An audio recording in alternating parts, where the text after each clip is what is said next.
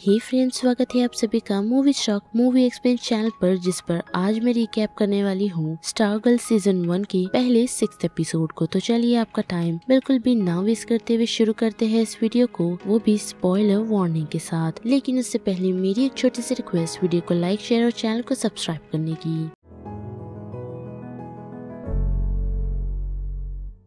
Series की शुरुआत हमें जेएसए और आईएसए के बीच की लड़ाई से दिखाई जाती है, यानी कि जस्टिस सोसाइटी ऑफ अमेरिका और इनजस्टिस सोसाइटी ऑफ अमेरिका की, जिस दौरान स्टारमैन की मना करने के बावजूद भी पैट्रिक उस लड़ाई के दौरान पहुंच जाता है, जहां हम देख सकते हैं कि इनजस्टिस सोसाइटी जस्टिस सोसाइटी पर काफी भारी पड़ रही है, जिस कारण से स्टारमैन घायल हो जाता है और उस सिचुएशन से पैट्रिक उसे बचाता हुआ ले जाता है। लेकिन हम देख सकते हैं कि उस हमले के कारण स्टारमैन काफी घायल हो गया है और वो अपनी कॉस्मिक स्टिक पैट्रिक को देकर यही कहता है, जो स्टिक के लायक होगा उसे ही ये स्टिक देना। जिसके बाद हम देख सकते हैं कि स्टारमैन की मौत हो जाती है और फिर हमें एक छोटी बच्ची दिखाई देती है जो क्रिसमस के दिन अपने डैड का वेट कर रही है और उनके नहीं आने के कारण से वो काफी उदास है। साथ ही हम देख सकते हैं कि उसकी मॉम उसे उसकी दोस्त के पास छोड़कर काम पर चली जाती है। जिसके बाद हम देख सकते हैं कि ये सीन फ्यूचर में शिफ्ट हो गया है, जहाँ पर हम कॉर्टनी को देख सकते हैं जो अभी काफी बड़ी हो चुकी है। साथ ही उसकी मॉम की दूसरी जगह जॉब लगने के कारण वो सभी ब्लू वैली में शिफ्ट हो रहे हैं और अब उसकी मॉम का अफेयर पैट्रिक के साथ चल रहा है, जिसका एक बेटा भी है। और वहाँ पर शिफ्ट होने के बाद हम देख सकते हैं कि पैट्रिक अभी भी उन सारी इनजस्टिस सोसाइटी की फाइल को सेव रखा हुआ है, जिसके दूसरे दिन कॉर्टनी जब स्कूल में जाती है तो उसका दिन अच्छा नहीं गुजरता। और फिर रात की तरफ हम देखते हैं कि जब पैट्रिक उससे बात करने की कोशिश करता है तो वो उसे यही कहती है कि मेरे डैड बनने की कोशिश ना करो। और इतना कहकर वो बेसमेंट की तरफ चली जाती है, जहाँ पर जाने पर उसे पैट्रिक का सच पता चलता है, यानी कि वो जस्टिस सोसाइटी ऑफ अमेरिका में काम कर चुका है। साथ ही उसे वहाँ पर वो कॉस्मिक स्टिक भी मिलती है जो उसे देखकर ग्लो करना स्टार्ट करती है और साथ ही उसे बाहर की तरफ ले जाती है, जिस पर थोड़े टाइम कॉर्टनी प्रैक्टिस करती है। लेकिन हम देख सकते हैं कि वो स्टिक उसे उन्हीं बदमाश स्कूल के लड़कों के पास ले जाती है, जहाँ पर जाने के बाद वो कॉस्मिक स्टिक उन सभी को मारती है और साथ ही उनमें से एक शख्स की कार उड़ाकर उस सिचुएशन से निकल आती है। लेकिन घर आने के बाद हम देख सकते हैं कि पैट्रिक उसका वेट कर रहा है, जो उसे उन सारी चीजों को छूने से मना करता है। लेकिन हम देखते हैं कि कॉर्टनी उसे उल्टा धमकाते हुए यही कहती है कि तुमने ये सारी चीजें हमसे छुपा कर रखी, और साथ ही उसे ये भी बताती है कि अभी अभी इस कॉस्मिक स्टिक ने एक कार को उड़ा दिया। जिस बात को सुन वो काफी हैरान होता है। लेकिन हम देख सकते हैं कि जब पैट्रिक उस कॉस्मिक स्टिक को हाथ लगाता है तो वो ग्लो करना बंद कर देती है। जिसके बाद वो उसे ये भी बताता है कि जस्टिस सोसाइटी की मौत हो गई है, जिस कारण से उसने उनकी ये सारी चीजें संभाल कर रखी। और उनकी मौत की डेट सुन कॉर्टनी यही दिमाग लगाती है कि मे बी ये कॉस्मिक स्टिक मुझ पर इसीलिए काम कर रही है क्योंकि मैं स्टारमैन की बेटी हो सकती हूँ, क्योंकि उसी रात मेरे डैड भी मिसिंग हो गए। जिसकी कंफर्मेशन लेने के लिए वो अपनी मॉम की तरफ जाती है। लेकिन हम देखते हैं कि उसकी मॉम उसे यही बताती है कि तुम्हारे डैड ने कभी भी हमारे बारे में नहीं सोचा। साथ ही जो इंसान हमारे लिए खड़ा रहा है वो पैट्रिक के अलावा और कोई नहीं है। जिसके बाद हमें वही लड़का दिखाया जाता है जो अपने डैड को वही सारी बातें बता रहा होता है कि किस तरह उनकी कार को किसी अजीब तरीके की स्टिक ने उड़ा दिया। और उसके बाहर जाने के बाद हम ये देख सकते हैं कि उसके डैड और कोई नहीं बल्कि माइंड वेव है, जो अपनी माइंड की मदद से अपना यूनिफॉर्म छुपी हुई तिजोरी से निकालते हैं। और साथ ही वो उन सारी बातों के बारे में आइसिकल को भी बताता है। और इस बात को सुन वो उसे यही कहता है कि मेरे शहर लौटने तक तुम शांत रहना।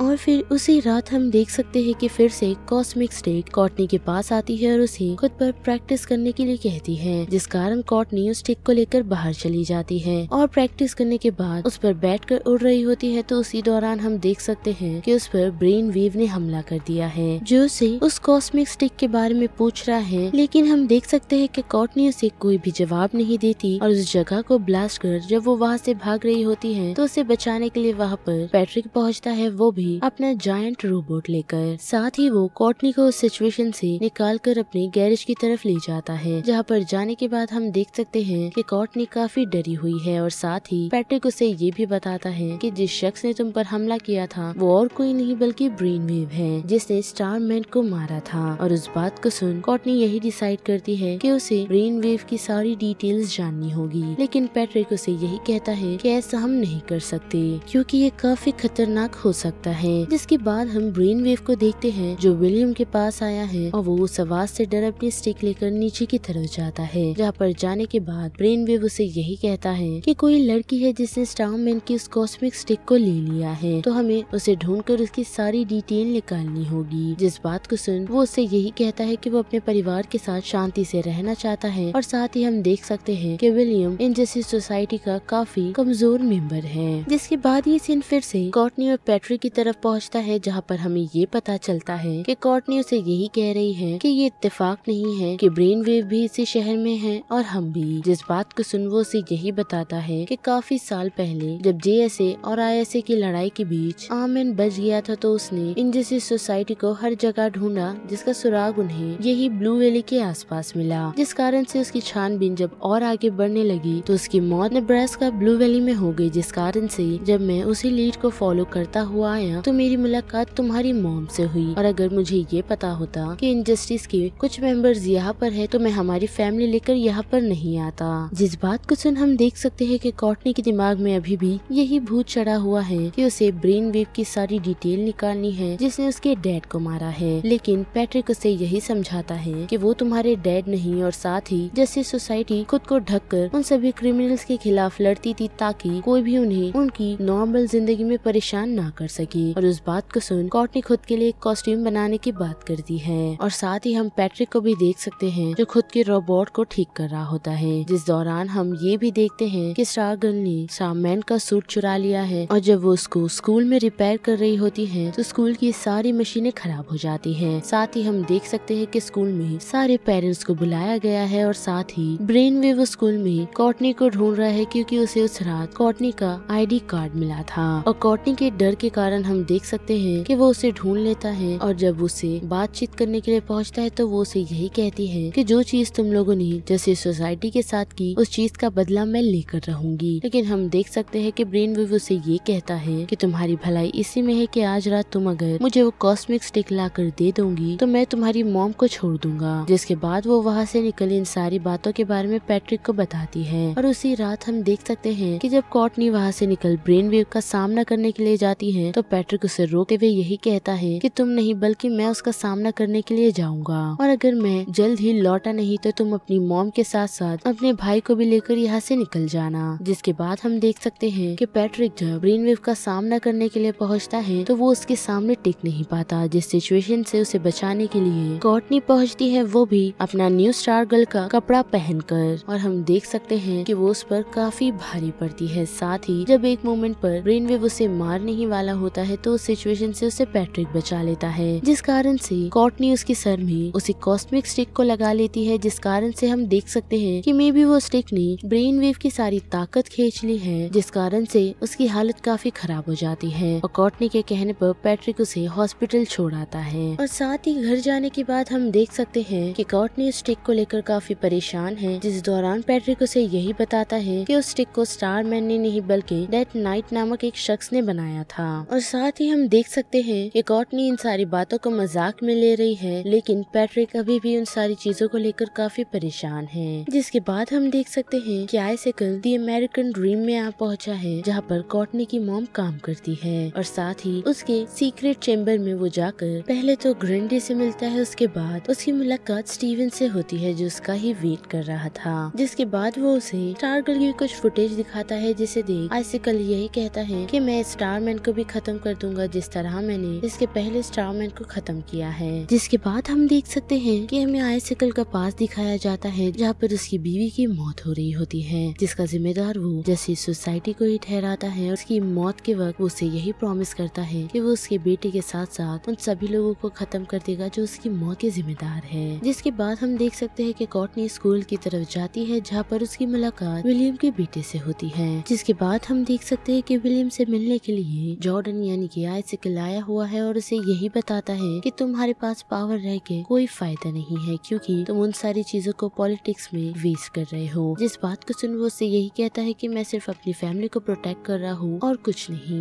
लेकिन हम देखते हैं कि आइसिकल उससे यही कहता है कि अब से हमें तुम्हारी जरूरत नहीं है और हम स्टारगर्ल को खुद ही ढूंढ कर मार देंगे, और इतना कहकर वो वहाँ से चला जाता है। जिसके बाद वो ऑफिस में जाकर जब उसका असिस्टेंट सभी लोगों को न्यू अमेरिका प्रोजेक्ट के बारे में बता रहा होता है तो उसी दौरान कॉर्टनी की मॉम इंटरप्ट करते हुए उन्हें उसमें कुछ चेंजेस करने के लिए कहती है और जॉर्डन उसकी बात सुन लेता है। साथ ही कॉर्टनी की तरफ आए तो वहाँ पर हम देख सकते हैं कि उसकी फ्रेंड योलांडा को सभी लोग काफी परेशान करते हैं, जिससे जब कॉर्टनी उसे बचाने की कोशिश करती है तो वो उससे ही बुरा कहकर वहाँ से भगा देती है। जिसके बाद हम देख सकते हैं कि जब वो वहाँ से निकलती है तो उसे आइसिकल का एक स्टार का मैसेज उसे स्कूल के ग्राउंड में मिलता है, जिस बारे में जाकर वो पैट्रिक को बताती है और उन्हें सभी लोगों का सामना करने के लिए कहती है। और उसकी वो बात सुन जब वो लोग आइसिकल को ढूंढने के लिए जाते हैं तो हम देख सकते हैं कि आइसिकल पैट्रिक को जमा देता है और वो स्टार गर्ल पर काफी भारी पड़ता है। लेकिन जब वो स्टार गर्ल को मारने ही वाला होता है तो उस सिचुएशन से पैट्रिक आइसिकल को काफी दूर फेंक देता है, जिस चीज से चिढ़कर वो एक पुल को बर्फ में बदल देता है और उस कारण से उस पर जो बस आ रही होती है वो स्लिप होने लगती है, जिस सिचुएशन में उस बस को आकर पैट्रिक बचाता है। साथ ही हम देख सकते हैं कि जब सिचुएशन क्लियर हो जाती है तो हम आइसिकल को देख सकते हैं जो विलियम के बेटे को मार देता है, जिसकी खबर मिलते ही हम देख सकते हैं कि विलियम चिढ़कर सीधा आइसिकल के पास जाता है और उसके बेटे का इल्जाम जब उसी पर लगाकर उसे मारने वाला होता है तो हम देख सकते हैं कि आइसिकल उसे बेवकूफ बनाकर मार देता है। जिसके बाद हम देख सकते हैं कि पैट्रिक कॉर्टनी को जस्टिस सोसाइटी के हेडक्वार्टर में ले जाता है, जहाँ पर सारी चीजें देख कॉर्टनी उसे यही कहती है कि अगर स्टार गर्ल वापस आ सकती है तो बाकी टीम मेंबर्स क्यों नहीं। जिसकी वो बात सुन वो उसे यही कहता है कि इन सभी को इतना एक्सपीरियंस होने के बाद भी वो लोग इन जस्टिस सोसाइटी को हरा नहीं पाए, तो इसी कारण से मैंने न्यू टीम बनाने का नहीं सोचा। और इतना कहकर वो उसे अपने साथ ले जाता है। लेकिन हम रात के वक्त देख सकते हैं कि कॉर्टनी वहाँ पर रिटर्न आके सभी टीम मेंबर्स के इम्पोर्टेंट सामान चुरा ले जाती है ताकि वो एक न्यू टीम तैयार कर सके। जिसके बाद हमें उसकी फ्रेंड योलांडा का पास दिखाया जाता है जो 3 महीने पहले हेनरी यानी कि ब्रेनवेव के बेटे के साथ रिलेशनशिप में थी, और उसी के कहने पर जब उसने उसको न्यूड्स भेजी थी और जब हेनरी उस न्यूड्स को अपने दोस्तों को दिखा रहा होता है तो सिंडी इस फोटो को खुद के फोन में ट्रांसफर कर पूरी स्कूल में फैला देती है और तब से ही सिंडी उसे इसी तरह से बुली करती रही है। जिसके बाद ये कहानी प्रेजेंट में आती है और हम स्टार गर्ल को देख सकते हैं जब वो स्कूल की तरफ जा रही होती है तो पैट्रिक उसे रोककर यही कहता है कि हम इंजस्टिस सोसाइटी की सारी डिटेल्स लेकर अथॉरिटी को बता देगी, लेकिन उस बात के लिए कॉर्टनी रेडी नहीं है। जिसके बाद वो स्कूल में जाकर जस्टिस सोसाइटी के लिए ईयर बुक में लोगों को ढूंढ रही होती है, जिस दौरान उसकी नजर योलांडा पर पड़ती है जिसे सिंडी फिर बुली कर रही है। जिसे संभालती हुई जब कॉर्टनी पहुंचती है तो हम देख सकते हैं कि वहाँ से योलांडा निकल जाती है और उसे उससे दूर रहने के लिए कहती है। जिसके बाद हम आइसिकल को देख सकते हैं जिसके हेडक्वार्टर में उससे मिलने के लिए ड्रैगन किंग आया हुआ है, जो उससे यही कहता है कि तुम्हारी टीम में सिर्फ मैं ही एक मेंबर हूँ जो तुम पर भरोसा करता है। साथ ही हम देख सकते हैं कि आइसिकल उसे यही पूछता है कि वो यहाँ पर किस लिए आया है। जिस बात को सुन ड्रैगन किंग उससे यही कहता है कि उसे विजिट की लाश चाहिए। जिसके बाद हमें फिर से कॉर्टनी दिखाई देती है जो योलांडा से बात करने के लिए पहुंची है उसे सॉरी कहते हुए, और साथ ही उसे खुद के घर पर इनवाइट करती है। लेकिन हम देख सकते हैं कि योलांडा जब अपनी मॉम से कॉर्टनी के घर जाने की बात करती है तो वो उसे मना कर देती है। साथ ही दूसरे दिन कॉर्टनी को ये भी पता चला है कि हेनरी और योलांडा रिलेशनशिप में थे, जिस बारे में जाकर वो फिर से योलांडा से बात करती है और उससे यही कहती है कि मैंने ही उसी रात हेनरी की कार को ब्लास्ट किया था। जिस बात को सुन वो उससे यही कहती है कि हेनरी उसकी सबसे बड़ी गलती थी, लेकिन उसे ये भी जानना है कि किस तरीके से उसने हेनरी की कार को उड़ाया था, जिस कारण कॉर्टनी उसे उसके घर आने के लिए कहती है। जिसके बाद हम देख सकते हैं कि जब योलांडा उसके घर पहुंचती है तो वो उसे कॉस्मिक टॉर्च के साथ साथ उसका यूनिफॉर्म भी बताती है और साथ ही उसे वाइल्ड कैट का कॉस्ट्यूम देकर उसे पहनने के लिए कहती है। जिसके बाद वो लोग उसे पहनकर विकिपीडिया पे उसकी पावर को देख उसे प्रैक्टिस कर रहे होते हैं। साथ ही वो लोग वहाँ से निकल ब्रेनवेव के पास पहुँचते हैं ताकि वो लोग उसकी विजिटर लिस्ट में से ये चेक कर सके कि उससे मिलने के लिए वहाँ पर कौन कौन आता है। और साथ ही हम देख सकते हैं कि योलांडा अभी भी उस वाइल्ड कैट के यूनिफॉर्म को सही से इस्तेमाल नहीं कर पा रही है, लेकिन फिर भी उन लोगों को ब्रेनवेव की वो लिस्ट मिल जाती है और साथ ही कॉर्टनी ने उसे सारी बातें भी बता दी है। जिसके बाद हम देख सकते हैं कि योलांडा की नजर जूनियर हेनरी पे पड़ती है और जब वो उसे मारने की कोशिश करती है तो वो उसे बेबस पाकर उसे छोड़ देती है। और साथ ही वो लोग ये भी नोटिस कर सकते हैं कि ब्रेनवेव को वहाँ पर जगाने की कोशिश करने के लिए उन लोगों की प्रिंसिपल पहुँचती है। जिसके बाद जब वो लोग घर चले जाते हैं तो हम देख सकते हैं कि योलांडा उसे यूनिफॉर्म वापस कर यही कहती है कि उसे ये सारी चीजें नहीं बल्कि वो जैसे जी रही थी उसे वो सारी चीजें वापस चाहिए, जिस कारण वो अपने घर पहुंचकर अपने घर वालों को यही कहती है कि उसे एक गलती हुई थी जिसके लिए वो लोग उसे माफ कर सकते हैं। लेकिन हम देखते हैं कि उसके घर घर वाले फिर भी उसकी बात नहीं सुनते और हम देख सकते हैं कि योलांडा जब अपने कमरे की तरफ जाती है तो उसे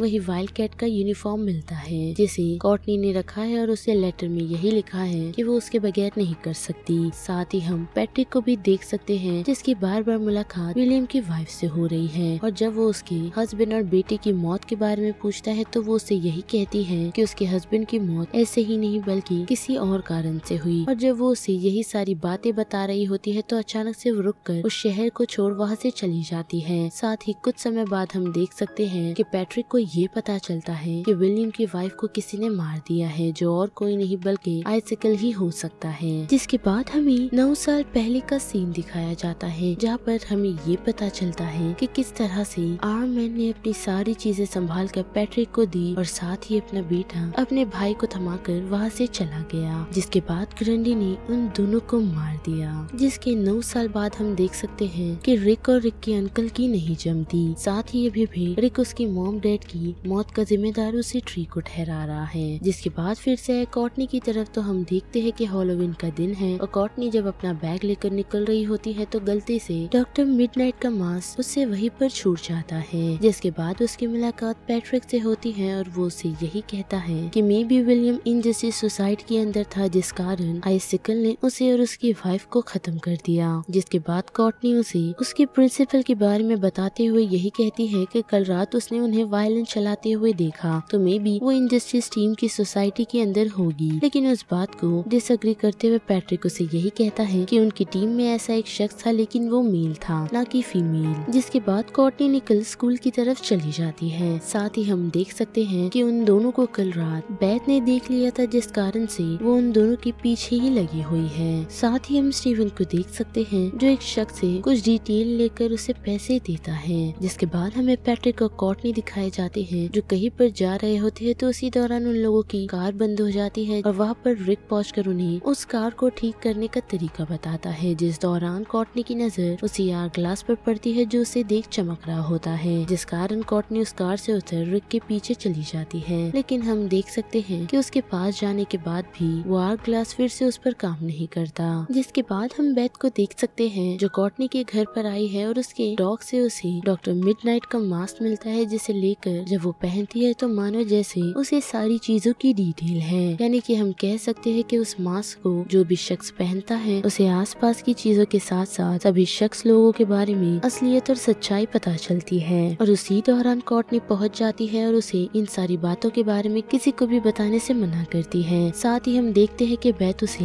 रिक के बारे में भी बताती है यही कहते हुए कि वो रेक्स का बेटा है ना कि उसके अंकल का। जिस बात को सुन कोर्टनी को ये पता चलता है कि रिक आर्म मैन का बेटा है। जिसके बाद वो तीनों रात के वक्त निकल के रिक को ढूंढने के लिए जाते हैं। साथ ही हम देख सकते हैं कि हेनरी के बेटे को यानी कि जूनियर हेनरी को उसकी डैड की ही तरह लोगों के दिमाग की और मन की बातें सुनाई दे रही है। लेकिन हम देखते हैं कि उन लोगों को रिक मिल जाता है जिसके बाद वो लोग उसे उसी आर ग्लास को देखकर सारी सच्चाई बता देते हैं। और साथ ही हम देखते हैं कि रिक उस चीज को टेस्ट करता है जिसके बाद उसे 1 घंटे तक सुपर स्ट्रेंथ मिल जाती है और वो उन लोगों से वो आर ग्लास लेकर दूर चला जाता है। जिस कारण से हम देख सकते हैं कि कोर्टनी और योलांडा उसके पीछे चले जाते हैं। जिस दौरान बेथ को ये पता चलता है कि किस कारण से रिक के मॉम डैड की डेथ हुई थी। और जब कोर्टनी और योलांडा रिक को समझा रहे होते हैं कि तुम वो सारी चीजें अच्छाई के लिए यूज कर सकते हो, लेकिन हम देखते हैं कि रिक उन लोगों के साथ ज्वाइन होने के लिए तैयार नहीं है। जिस दौरान बेथ पहुंचकर रिक और उन लोगों को सारी सच्चाई बताती है वो भी विजुअल इफेक्ट के साथ। जिसे देख हम देख सकते हैं कि रिक उन लोगों की टीम में शामिल हो जाता है और सभी इनजस्टिस सोसाइटी की टीम मेंबर को खत्म करने के लिए रेडी भी। जिसके बाद ये सीन सीधा शिफ्ट होता है कोर्टनी के प्रिंसिपल की तरफ जो कुछ लोगों को अपनी वायलिन की मदद से खुद के वश में करती है और साथ ही स्टीवन उन लोगों को मार देता है। और वो वही शख्स था जिसने स्टीवन को किसी तरह की डिटेल दी हुई थी। और साथ ही हमें ये भी पता चलता है कि रिक गुस्से के कारण अपने अंकल की कार को तोड़ देता है जिसे बनाने के लिए रिक के अंकल पैट्रिक के पास ही आते हैं। और उसे देख पैट्रिक कोर्टनी के रूम में जाता है जहाँ पर जाने के बाद उन्हें ये सच पता चलता है कि कोर्टनी बाकी जस्टिस सोसाइटी के मेंबर के कुछ सामान अपने साथ ले आई है। और कोर्टनी के घर आने के बाद वो उससे इन सारी चीजों के बारे में पूछता भी है और साथ ही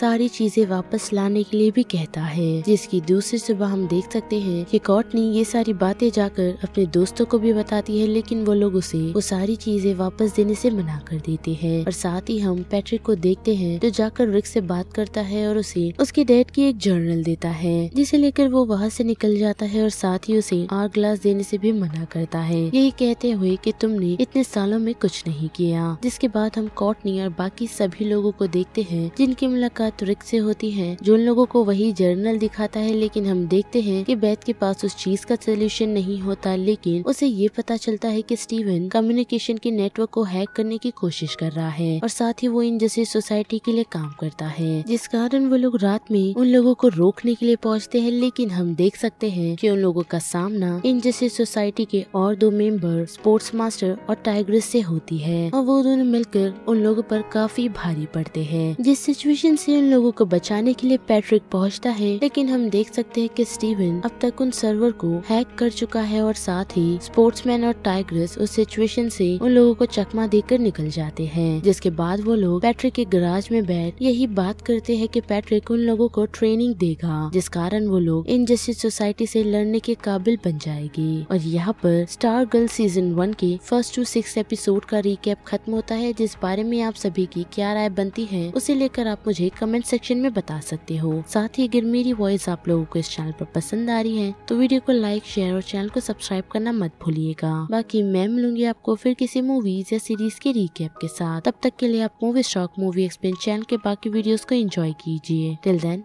बाय।